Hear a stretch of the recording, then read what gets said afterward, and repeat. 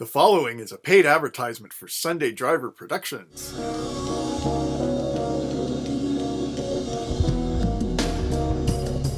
We're Dialectic Flowers. Yay. Yeah. And this is our second attempt at an infomercial. And it's also our planning meeting.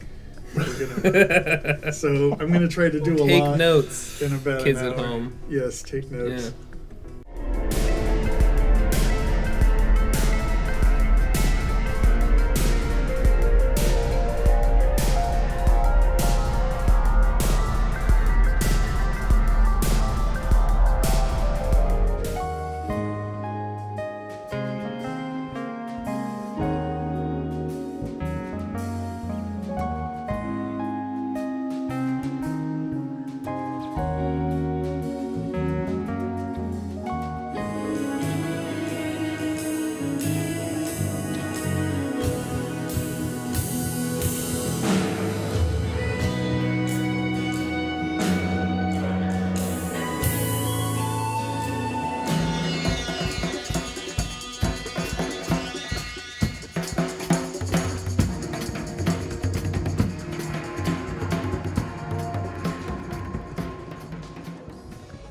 First off, want to introduce our new wizards. We unfroze from a cave somewhere in Scandinavia, and they've been asleep for 5,000 years? About Something like 5,000 that, years. Yeah, it's been a long time, and so the magic you guys did was like, well, once the technology's developed to do this music, then we're gonna awaken and bring the future of music to this space-time that we live in right now. And so far, so good. A couple shows under the belt. Yay! So who are you? I'm Knut Snortum. Yay, Knut. And that's your real name. That's not like a... That's not a stage name, no. No, that's an awesome name to have. And I know you from Odin's Itch. That's right. And the first time I saw you play, I was like, that guy's a speed player, which is ironic because this is like such slow music.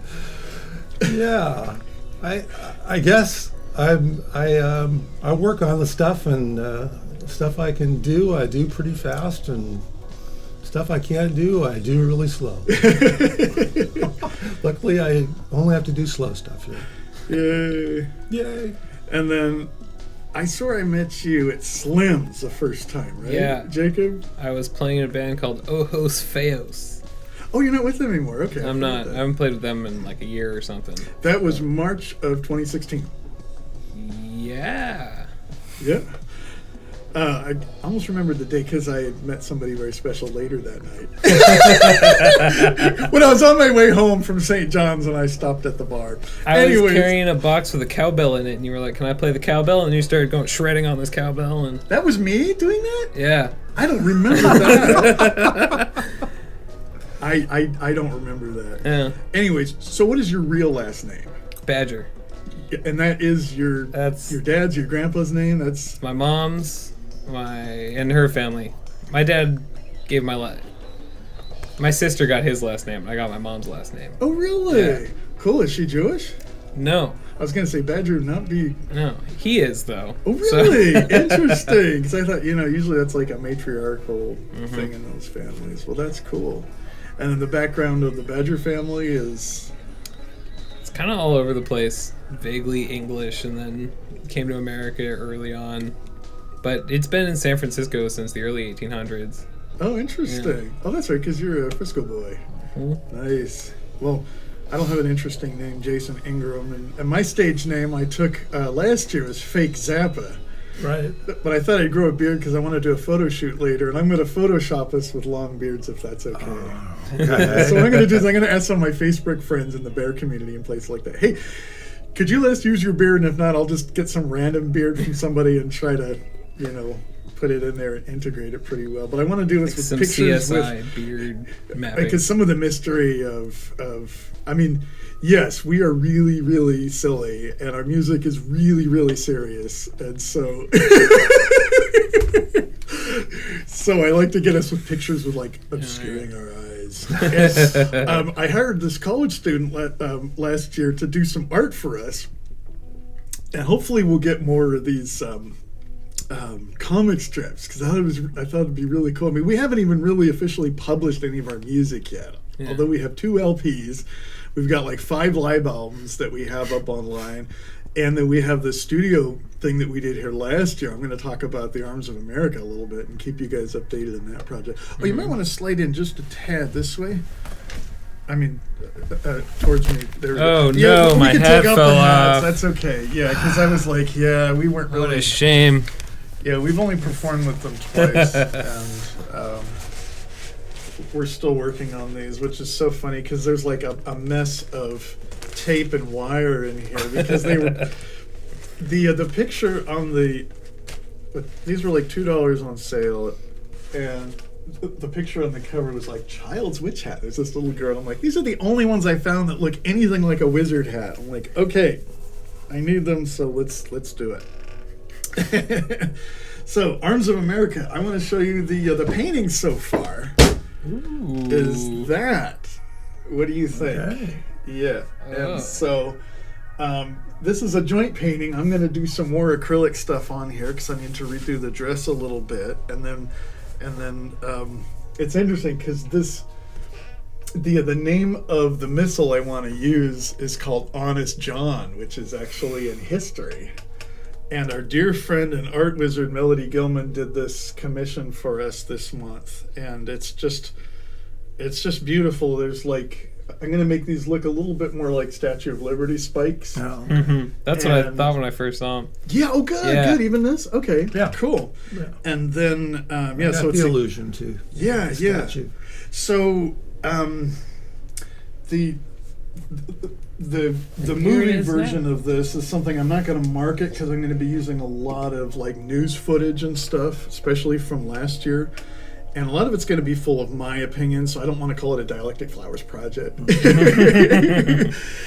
the goal of the film version of it is that if somebody were to see this movie and they wanted to move to America, it wouldn't change their opinion either way. I wanted to keep it so neutral that they would see our country as being as kind and cruel as it is and it has been.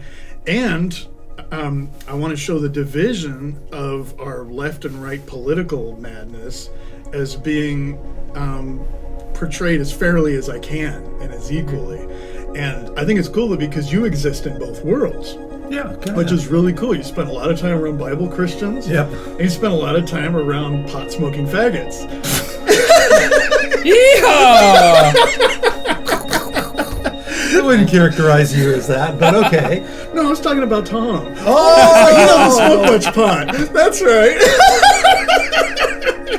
And speaking of Tom, oh my God. So that music that we did in July was so epic. And there was so much Odin's itch in it, because with you and Tom, and then when Jacob came in, I mean, Jake, you're The Jacob, drummer he's Jake. Yeah, yeah. he came in on the drums, and there was just so much of that energy that you guys brought. So that intensity. So I thought, well, it's one of our merger projects that I want to do more of, and we've got a couple of prog bands here locally that I'm like really hoping we could do a merger thing, and that's why I want to do some of our drum and bass stuff, which is like ambient keys with like very minimal choppy beats kind of a thing. And here's something fun. Do you guys remember our charts from? Oh, those from Ash Street? No, these are from July. No, I don't remember where I put the Ash Street charts at. Oh, I think somebody might have gotten rid of those. I don't know if I got those. But anyways, yeah. So 4 easy payments of $3.99. that's right. oh, that's right. This They was can be our yours. Infomercial. Yes, yes. This could be yours. Signed by all the band members. Call 1-800-Amazon.com. Where did that come from? Oh yeah, so infomercial. Yes. So what are we? How do you describe this band, Jacob, to people Do I describe that? Oh, do you play in any bands? You're like, I play in this band, and then there's this. Yeah, I'm like, well, there's that one. Have you tried to hold a note for a minute? Yeah, Yeah, but you don't have a wind instrument. Have you laughed at people trying to hold a note for a minute? I call it the Ambient Prog-Rock project. Okay, cool. Dialectic Flowers, yeah. I think it encapsulates most of what we do. Cool. Yeah. That's actually what I started calling it in 2014. I started making some files on my iPad. I want to do an ambient prog project. And maybe I'll make it a jam band. And I'm like, I hate jam bands. And Love jam band. it's Portland. Everybody does that. And if you turn it up loud enough and there's enough weed, then it sounds good. Exactly. Yeah. So how do you describe this band, especially to folks in church? And Oh yeah, as a matter of fact, our worship leader is really interested, and he, I sent him the link to it. And Really? Yeah, I described the. I can't remember how I characterized it, but probably ambient and prog rock were in the description somewhere. Yeah. And I told him about the piece that we just picked a mode and did long, like you said, a minute. Oh yeah, a yeah, minute. the acoustic stuff. He went nuts. He went, "Oh, Really? I want to hear that." And then I told him that we did a cover of "In God's Country," and he loved. He's a big U2 fan, so he was like, "Oh, I want to hear that." So yeah, he's really into it. Well, that's one of the things I want to talk about today is doing something I'm calling the Worship Smoothie Project. Okay. And yes, so that's awesome because I have such an affinity, and I'm like this non-Christian, post-Christian who is so grateful for that group of people and how they saved my life and everything about that. And so it's a way of me giving back and trying to portray two things that are typically opposing in one project, which is one of the reasons why I did a blatantly Hindu thing last year with these chakra meditations, which I could not believe within 48 hours, 3,000 hits. There are so many comments. 3,000. So many of them are that. positive. And that's cool. And Did you find that on your Insight Timer app thing? The pieces on there? I didn't know there were 3,000 hits. But Well, let me check to see how many there are now. But yeah, so I thought, well, let's do more meditation music. So I've got a couple ideas for a couple more pieces that we can record this month before our next show. Okay. So yes. So yeah, so it was back in 2014. I started talking to people, and I could not, I just couldn't explain it, what the music would be like. So I recorded an album by myself. I recorded 2 songs, and I had Carter jam on a little bit of the third one, and that's how. But it was 2015. I thought it'd be really cool to do a 40-year anniversary of the recording studio Tarot, which was Brian Eno's Oblique Strategies Oracle cards, the big set of cards that he developed in the 70s. And you pick a card, and it just randomly gives you creative advice. So here's an app that they did for it. This is the 1979 edition for Oblique Strategies. And this will be one up says, on the screen for... Yeah. So this one here, emphasize repetitions. don't be frightened of cliches. Don't be frightened of cliche. That's so Eno. And next. Okay, now it froze. Okay. How about this one? What is the reality of the situation? Ooh, very So, philosophical. well. So they just get you to overly resist change. So one of the things was that I picked for That's that very Dialectic album that Flowers. I did summer of 2015, which was one of the lowest points of my life. So that was music that really came out of a lot of suffering, and it was like, I want to do something totally me. And I kept getting really dark things that were coming up in whatever cards and modes and things I was picking, and that was kind of the feel of the album too. But one of them was do your worst impulse. And this is ambient music. So my worst impulse would be to do this random drum thing. So halfway through the album, there's these drums that just go totally bleh. And then I say, well, yeah, that doesn't fit, so let me put it in some effects so it kind of goes, which is something I want to do on our next LP in a little bit as well. So that would be fun. Okay, so insight timer. Okay, so this one here is called the Upper Chakra Meditation. It goes from the high to the low. We now have 4.3 thousand plays, 330 ratings, and a 4.6 out of 5 stars rating. Nice. With that, yeah, That's an A. pretty cool. That's an A minus. and the meditation that we released last year has the same amount of plays on it, and it's been up there since December, like first week of December. It's been up there, so that's been going for about 5 or 6 weeks now, and it's got only 278 ratings too. But I've been interacting a little bit with that, and I'm putting better graphics on there too. I think this might get people's attention a little more with something like that. So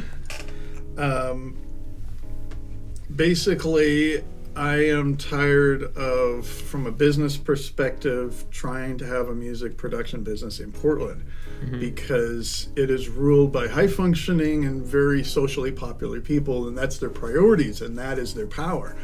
And so also doing something that it's really hard to pigeonhole us. Are we an avant-garde ensemble? Are we some kind of new agey meditation thing? Reggae band. Oh, we're a reggae band. There you go. Yeah, because like starting a reggae band, it's like we know what reggae sounds like. If you know how to play it, listen to it. There we go. You know, it's right pretty there. basic. But something like this is like, yeah, so I recorded that album, and still I could not get people to figure. I mean, I spent like almost 2 years. And it was funny. I wanted to be like totally honest. Like when I was like at a gig or something like that, I would talk to the band leader and say, "Hey, do you mind if I proselytize everybody about my project?" I would say it that way, and they'd be like, they would be so like, "What?" Sure. So I'd be like, "Okay, hey, check this out. I'm starting a band. It's kind of like, you know, early Pink Floyd instrumental mellow stuff. It doesn't get very loud, doesn't get very fast, and da-da-da." And be like, "Oh, that's great, yeah." And everybody talks real big and stuff like that. And then everybody just disappears and disappears and disappears.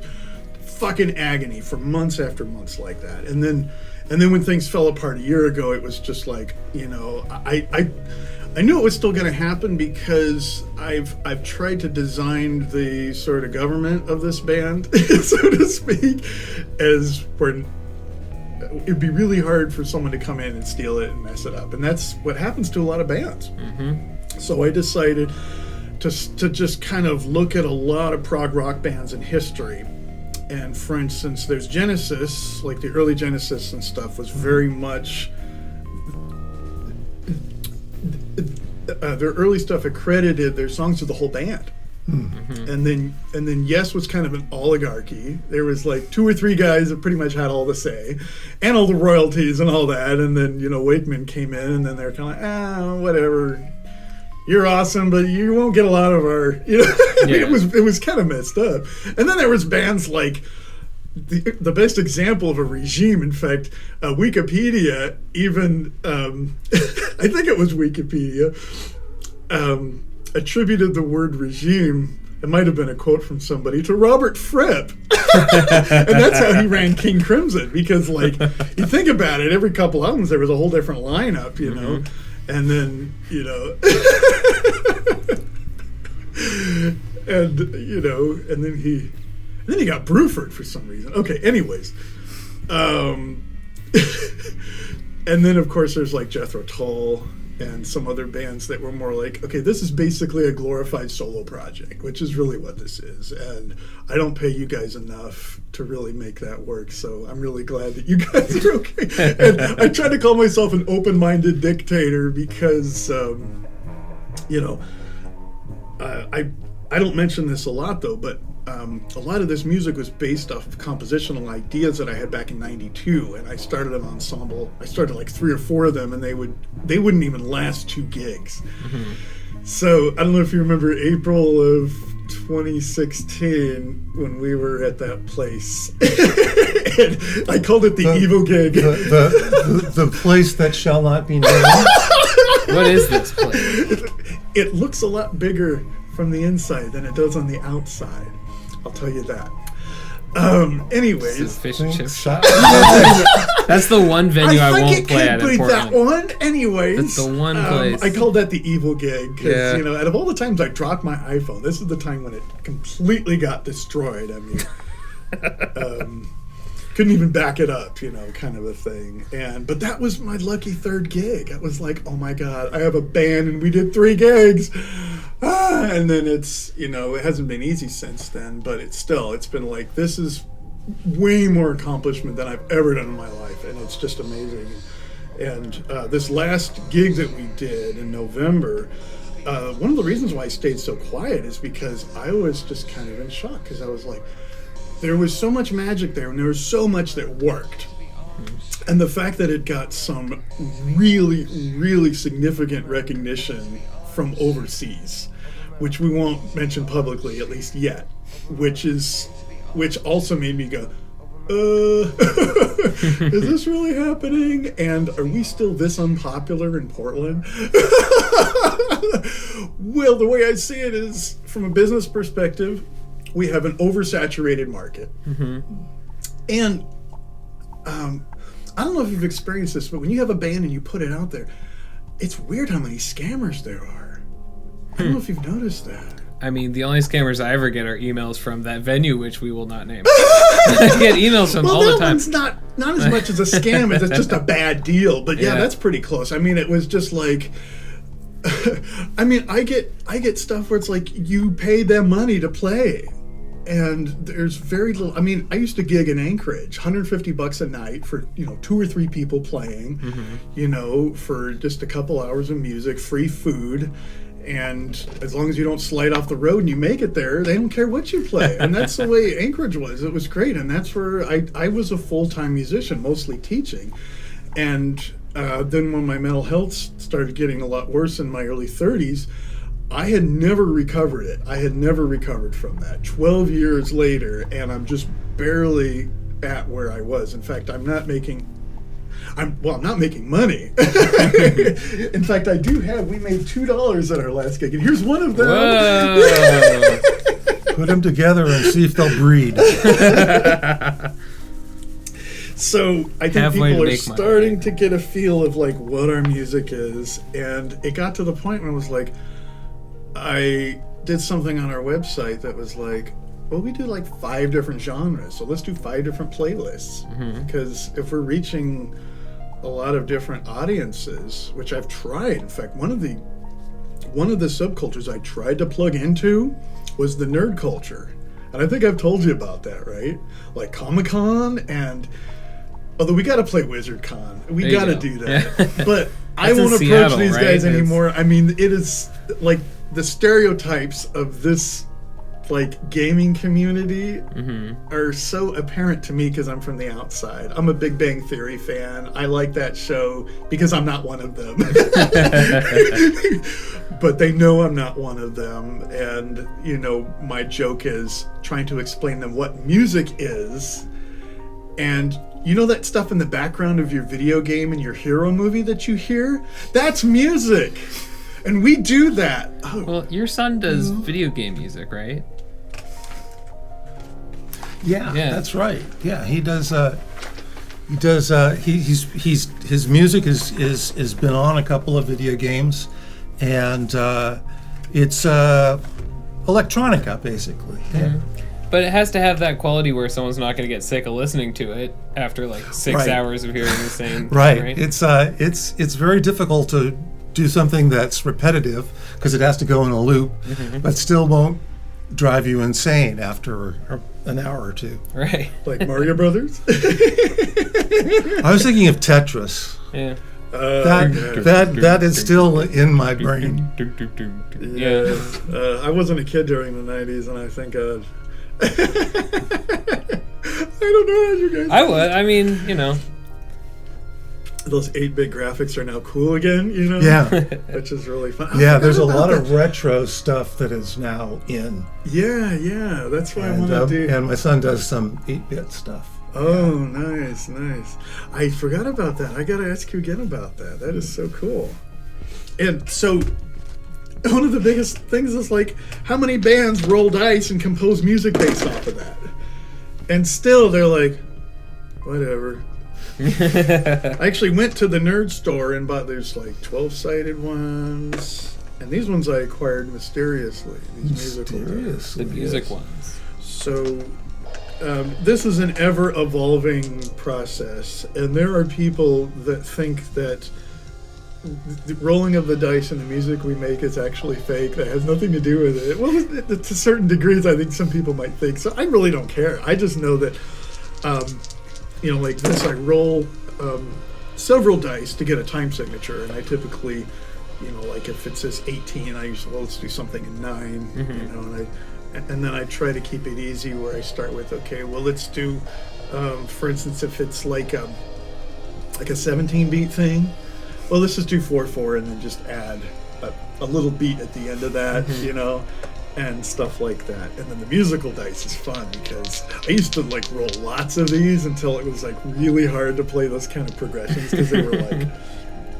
one was like E to B flat and they were both like Mixolydian modes. Yeah, that didn't work a couple years ago.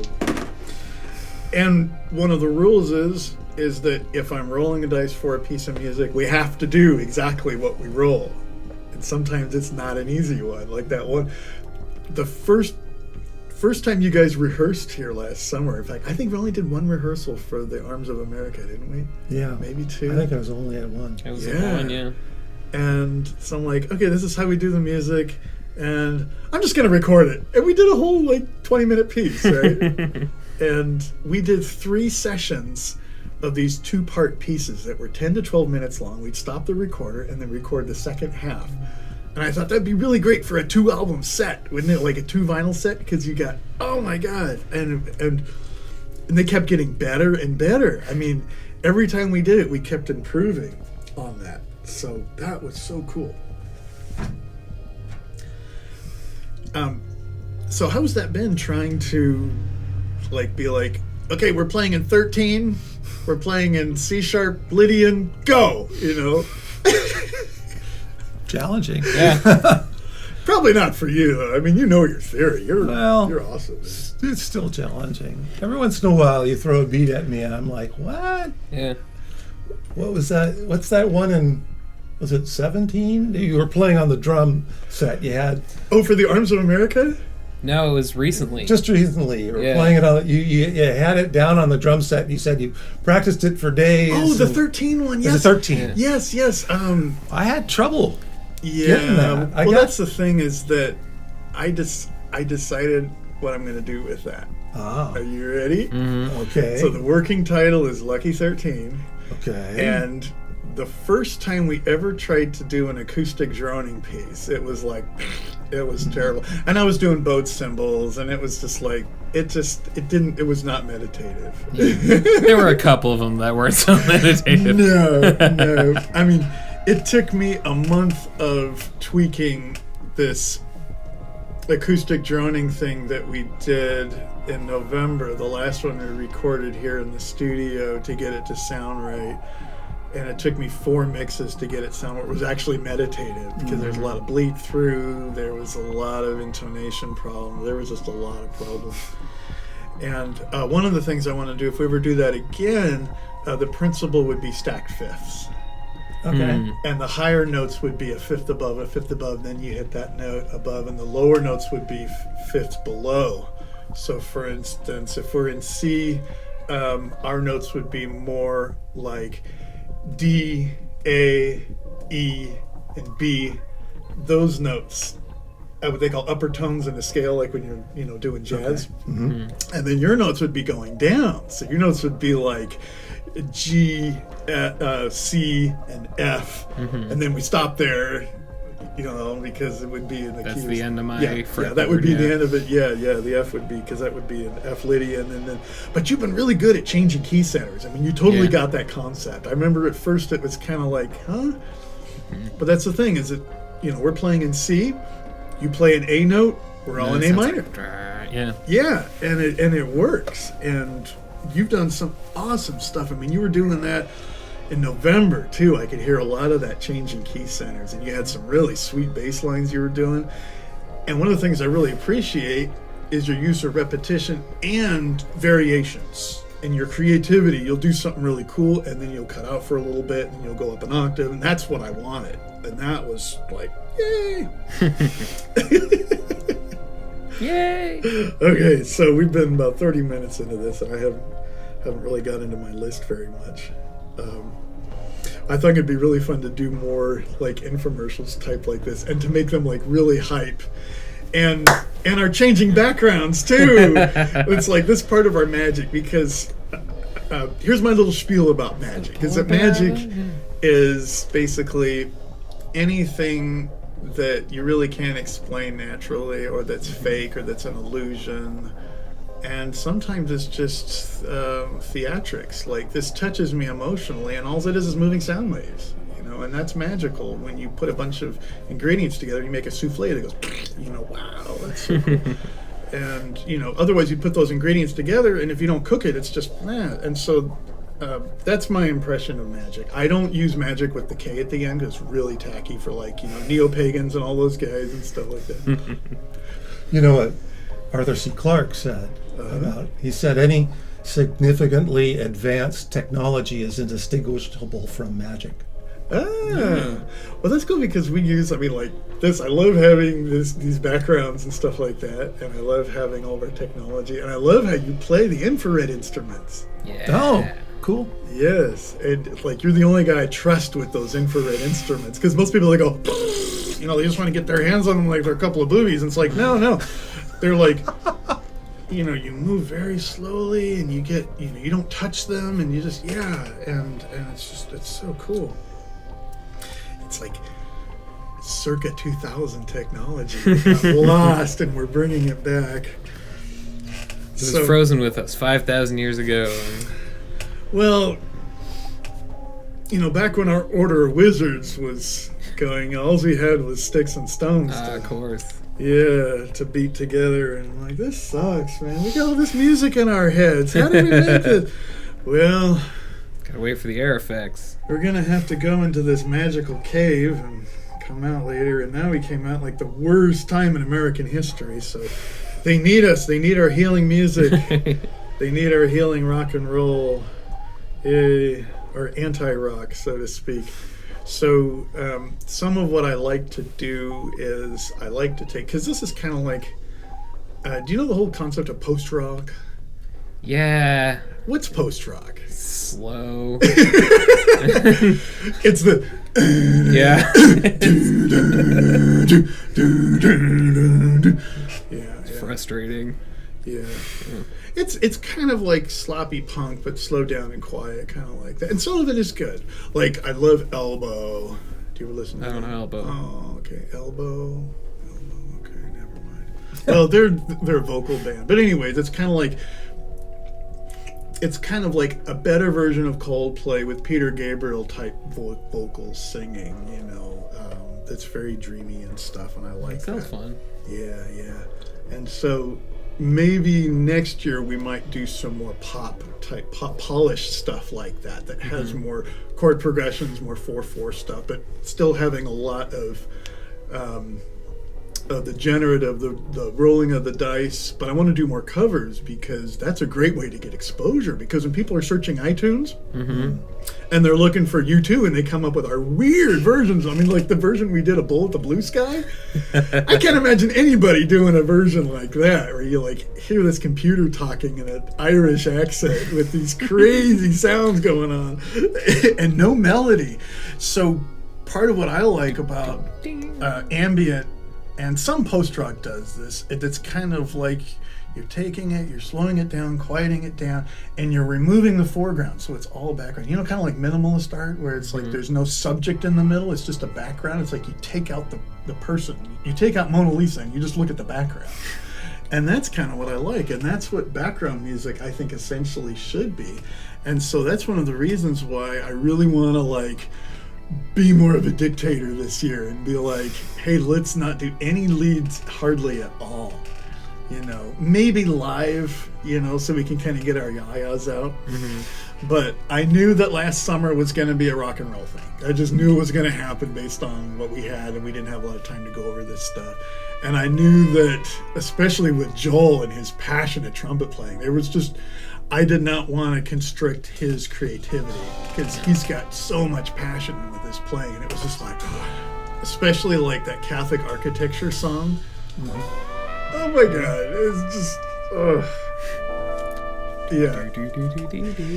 His playing really touches me. It's just, yeah. I mean, it's just like, I think and it's cool because he really understood Robert Wyatt's music, and it was like he was channeling that kind of energy, and it was so awesome. And I'm thinking this year, I just want to take out whatever's trying to get attention and showing passion. Really, I mean, that's what rock and roll is all about, and taking that out. And not because it's good, it's just different, you know, because it's providing something a little different. And one of my goals was to do more Terry Riley, Steve Reich type stuff, or some people might think Philip Glass, but I don't know if you ever listen to Philip Glass. It's just like cliche chord progressions and arpeggios is what most of his music is. But Steve Reich is so innovative. And for instance, one of them is called pendulum music, where he takes a microphone and he swings it on an amplifier and it feedbacks. And then there's like several of those that are going,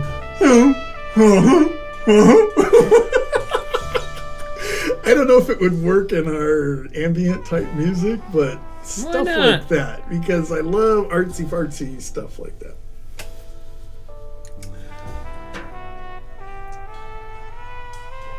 So I do have some stuff I want to go over. I've got a series we're doing called Monophon, which is techno, which is our tributes to German 70s Kraut-Rock and stuff like that. Cool. And what Tom and I did a year ago was really cool, and it's got some really good feedback from, we have an angel in Japan, you know, that we were going to do a show with, and I'd love to have him lay down some beats. And that would be actually kind of cool to do maybe Monophon 2 at this thing February 3rd, if we end up doing that gig and doing more of a techno thing, and using lots of envelope filter, and maybe we can put you through like a phaser too, which would be really cool. My envelope filter is also a phaser. It's a... Oh, that's why it sounds so cool. Yeah, okay. I love that thing. Nice. And then do more synth type stuff instead of, you know, not just the organ electric piano, right? To do more synthy stuff, but like synth pads too. You know what like a synth pad is? Yeah. But not the 90s type stuff, more of the 70s. Okay. That's why I call myself the micromanager. You're that big. Okay, this one says 90s pad. I won't use that. Well, there's a piece that Brian Eno did called Discrete Music in 1976. It was one of his first ambient records, and it's just the most pure, like, simple Moog type sounds, and it's just like, because that's the thing, like, especially with the whole modular synth craze too, is it's like, hey, we get a sound, it's like, oh, that's boring, so we just add all these different effects to it, and that's okay. It's just that sometimes we forget the synthesizer, just a pure tone, just like that, is really cool. We don't hear a lot of that, and if it's in the background, it's really neat. So that's my idea. So that might be something to think about for this next set, because we're probably not going to have a drum set. And then be really cool maybe this summer if we published a Christmas album.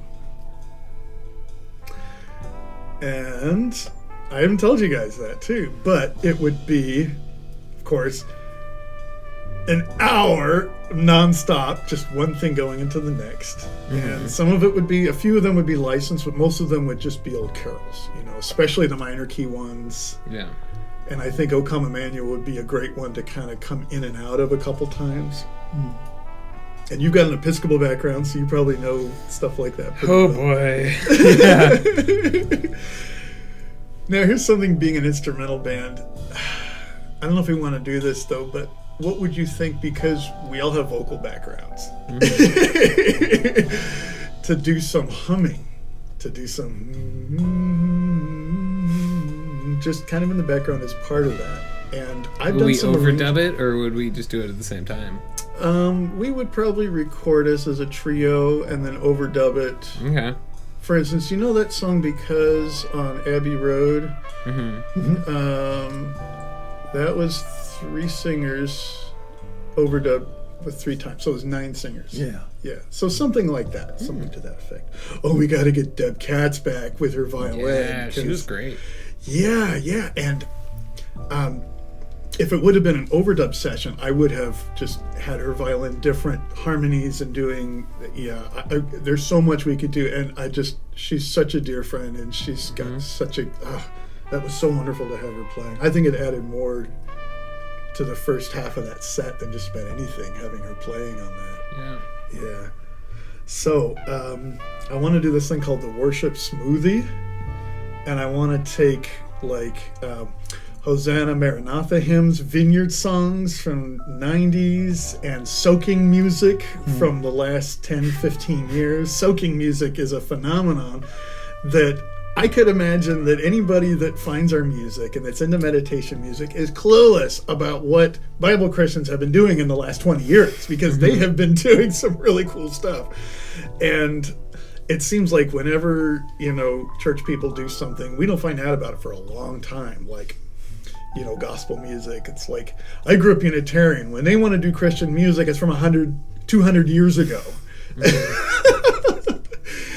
And when you mention something about, like, well, there are these phenomenons and these movements going on in churches all around the world that are powerful. People are having these experiences, and it's spontaneous and it's amazing, and they're just like, oh, but they're anti-gay, and it's like, so what?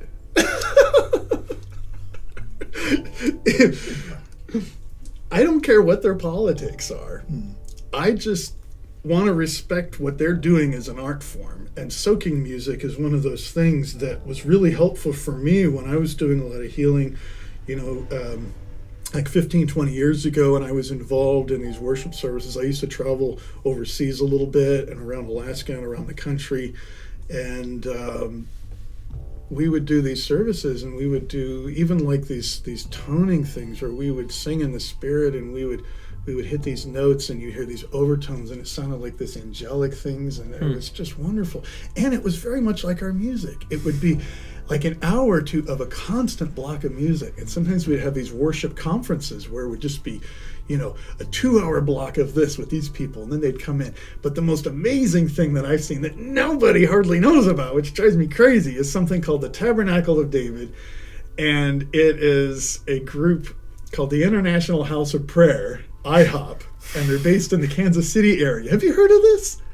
They have successfully done a nonstop worship music since the 1990s. And they stream it live on the internet. Yes. Like just constant? Yes. Wow. And they have one group, and they play for 2, 3, 4 hours. And then the keyboard slips out, and another keyboard player comes in and starts playing with them, and then one by one they trade more people, and they come in from all over the world to come and play at this thing. And we're talking, Vineyard people, Assembly of God, Foursquare, all kinds of folks like that, and lots of non-denominational people like that, and a lot of it's real mellow music, and most of it is spontaneous. Most of it is what they call prophetic worship. Right. And I thought, what if we're to embody that on an instrumental piece and do some of these classic choruses, especially the ones that are in Mixolydian modes and stuff like that. They're just so beautiful. And they throw in a parallel minor. They do a chord on a parallel minor or something like that. They're playing in C major, and they go down to the A flat. Oh, okay. And then they go down to a G minor, and then it resolves back to the C. It's just beautiful, beautiful stuff. And what if we did an hour of that? So, yay. I did cover most of this here. Something I don't think I mentioned here, but just earlier we were talking about the possibility of turning this room into something that people could log in on a gaming console and see a 3D image of us playing in real time or recorded. Put on their virtual reality goggles, and they hear stereo image, and they see, and they could look around, and they would be in this room with us circling around them. Where the camera would be, there's an $800 camera that can do that. So I'm gonna see if I can pick one of those up and try it out, but I don't know if it's very good fidelity. And then our friend over in England wants to have some folks overdub some of our music too. And I haven't really talked much about that, but we don't know if it's going to be a Dialectic Flowers project or maybe a fake Zappa thing under my solo art stuff. And I'm working on a piece that's a spoof of Terry Riley's song called In C. I haven't posted that for you guys yet, but I've heard it a few times. Yeah, it's a... Oh, so you have heard In C, yeah. Yeah. There are a bunch of crazy versions out there. They're all... Yeah, there are people remix it, and it's a neat concept. Do you know how it's composed? They're little snippets. It's like it's kind of like as if Terry Riley wrote, okay, here's a couple of majors here, here's a couple of majors here, and this is in 5/4, that's in 4/4, and that's blah blah blah blah blah, and it's da da da da da da da da da da, and then you just repeat that, and then somebody else plays something in 3/4, and it's all in the same key, and so it gets in and out of sync like a lot of our music, Right. and I thought it'd be really cool to do one in B major. Call it in C flat. And I've been telling Dave about that out in England. He just loves it. Every time I mention it, he's like, I like that. So it'd be really cool to just send people. I finally got Finale. So I have like a nice notation program. Cool. So I thought, what if I send them some scores and just have them record some things and I just loop them or play them as is. And then we get video clips and we put it together and call it in C flat. And we do a 40-minute piece. I haven't decided, but that would be cool to get folks internationally involved, because it seems like bands are like, okay, we start locally, then we get known regionally, and then nationally, international. Like, fuck it, let's just go right for the international crowd. Yeah, because it's I'm so tired of, and I don't, and as you know, I don't do well with my own culture. I complain about Portlandy people a lot. So that's in C flat. Some of the meditation pieces I want to do is one I'm calling a heartbeat meditation, where I do a thing on my drum machine that's just do. That's a fast 5, and then I just keep slowing it down. And it's 10 minutes, and it gets slower and slower until the end is doom. I want you guys to start out high and then just keep getting lower. Maybe we'll do a minor thing, and then take it down a whole step, and then pause, take it down another whole step, and then start getting more major as we do that. That's an idea. So it starts out dissonant and it gets more harmonious. Yeah. Okay. And then I want to do another chakra meditation. I don't know if you read some of the comments, but they don't know when they change from 7 to 6 to 5, and that's, so 21 minutes, 3 minute, because 3 times 7. So you do about 2 minutes and 45 seconds of, number 1, and it would be the same concept, except we would do it in C sharp Lydian instead of C sharp major. So just one note difference. And then we'd start off in the Phrygian mode, and then we get more harmonious until we get to the end. Okay. And then maybe we can put them backwards if we wanted to do that too. So Lucky 13 is my working title for this one. It goes really fast, and it didn't work with going. It just sounded too much like math rock. So what I want to do is to take that sloppy sounding acoustic droning thing, that first one that we did with the 4 of us when Joel was here. I think he was here, and just do that 13 beat over that. Just put it right over it, yeah. And it would be, because some of our music, one of the things I like about some of the music we've been doing is that we have things that work independently from each other that work together. And that's the way nature works a lot of times. And something I saw a movie years ago, it was Merce Cunningham, I think that's his name, and John Cage. Oh. And they used to do these avant-garde dance things in the 40s and 50s, and John Cage was like, he wanted his music to be something that had a total separate beat and a different feel and everything from what the dancing was doing. He said that's what nature is. You go outside and you hear this animal doing that, and it's just totally separate from what the birds are doing and what the ocean or whatever is doing. And that's why it's great that we work diatonically, because most ensembles I know that are doing this sort of concept, they work in 12-tone, and it's not relaxing. Most people cannot handle 12-tone music, and that's why that's such a thing. Like in the 70s, always like jazz fusion, they're all going 12-tone. You know what I mean by that? Yeah, oh, yeah. Okay, because you guys are like really good jazz guys, so I could talk jazz with you. So Lucky 13, I want to do that. And of course, we have to have somebody title it. I would like to also get out my new instrument. I don't know if you could help lift this. Can you take that side? This is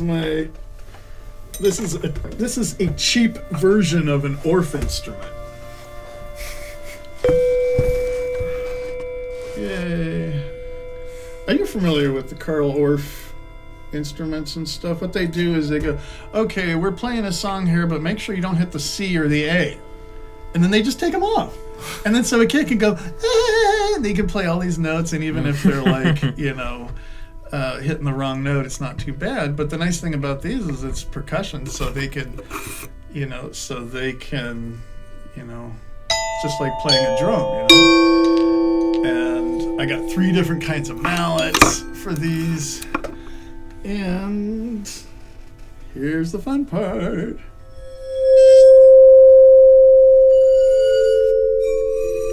It sounds like crystal glasses. You know what? They really sound almost exactly like that. The glass harmonica. Harmonica? Harmonica. Who invented that? Was Benjamin Franklin the one that invented the glass harmonica, which you wet your fingers and you have the spinning? Yeah. I think he did I've seen that kind of stuff. Yeah. So that's like a fake, it's a poor man's glass harmonica, which I really want to bring this to the Festival of Lights, but I don't know if we're going to be doing any microphone stuff like that. I don't know if I want to lug these around, but I also have the Sharps and Flats, which is in another unit. Ooh. Which you usually don't get when you order those. So those were $300 for the pair, which was good because a mellophone, I mean, it's like once you go the next level up and you want like a standalone instrument with all that, it's like thousands, and clumsy and just. So I thought, an octave and a sixth is great. We can do a lot with that.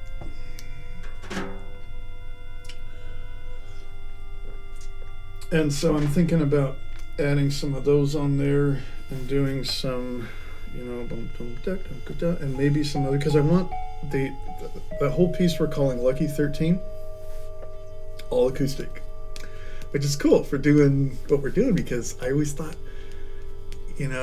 how can we make Dialectic flowers and make it with acoustic instruments? And at first I was like, we can't, especially the first trio that we had, we thought about doing an unplugged set, and we're just like, no, we just really can't figure out how to make that work. So we can do an unplugged set. It's working. Yeah, we can make that work. Well, the last show we did, the last 10 minutes of it, it's totally acoustic. It was so cool. And you guys pulled that. Was beautiful. Oh my god. Which it was weird though, because we did it for somebody. I thought, oh my god, he's not dead. It's like this. It was like this very mournful type thing, but it was relaxing too. So we have enough for a new LP, which would be really cool. And I'm making it vinyl friendly just in case. And there's an opportunity maybe for some more funding, so we'll see. But that's the real expense, is vinyl. Yeah. But we licensed the music for U2. Oh, cool. So we could sell U2 music and say, here's the license number I got from the Harry Fox agency, which does that stuff. And we even licensed most of Robert Wyatt's music too, which is really cool. I couldn't find a license for Catholic architecture, but that's such an obscure piece. I think it'll be fine. It's just a major scale, right? I don't think they're going to come after us. Yeah, I don't think. So that would be really cool to do a CD version of a 2-album set, and then a vinyl version of it, which would be mastered, and the durations would be a little different, and be a little tweaked. One of them we have to cut out that 25-minute piece, which I call the most indulgent piece in the band. Which one was this one? It's 25 minutes, and the second half is, this drum machine comes in, and it sounds like this real epic 11-beat thing. And I love when you were doing the E minor to A in there, and it's just really, really good stoner music. Find that again. You're like, oh, okay. That wasn't your intention. But anyways, I'm buying an industrial laminator, hopefully the next couple months. So that way it would give us freedom to make our own products if we're selling them locally, or if we're doing, even custom stuff, one-of-a-kind stuff. But I mean, just like small batch CDs. And if you could put your feelers out there for a lathe cut vinyl person who could do a good lathe cut vinyl that's not shitty. Okay. I haven't even heard a lathe cut. Well, it's not even vinyl. It's a certain type of material, and it's transparent. I thought it'd be really cool if I am to. Well, I don't want to go into detail about it now, but I've got some stuff I've imagined up, and I don't know if it would work. But it'd be really cool to market some music products that could be sold as art pieces as well. And one of them, I don't want to talk about it, but it's really cool. Because cassette tapes are kind of back Yeah. now. Totally. You've seen that too? Yeah, I buy a lot of my music on bleep.com, and they often have cassettes of their music. And you're like... And they're like, I'm like, what? Yeah, me too! But they're sold out. That's the thing. Damn, really? They're sold out. That's crazy. I Yeah. just see him sell to shows and stuff, like Yeah. merch table Oh, really? cassettes. Yeah. Yeah. I went to a Prog-Rock show last year, and a couple of the artists had cassettes. In fact, one guy, he releases only cassettes, no CDs of one of his projects. Good luck to But him. there are things. Here's the thing about every time you've got a new, what's that called? You have like a format, vinyl and cassette and CD. For instance, when Brian Eno did that album Thursday Afternoon, that's like a total CD album. It's a 60-minute piece, and it's just beautiful. And there's no way you could really do that on vinyl and really have it justice. Maybe cassette, but you'd be breaking it up and you'd be getting more hiss.